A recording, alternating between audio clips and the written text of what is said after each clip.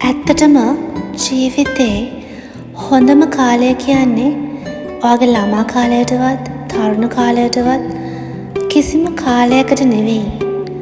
ඔයා තීරණය කරන කාලයට.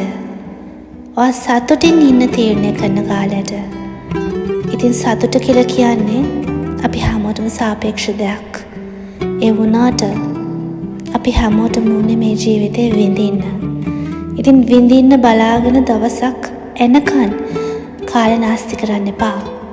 මේ මොහොත වටපිටාව ඔයාට ලැබිලා තියෙන දේවල් ඒ හැම දෙයකටම ස්තුතිවන්ත වෙලා ජීවිතේ විඳින්න. දවසක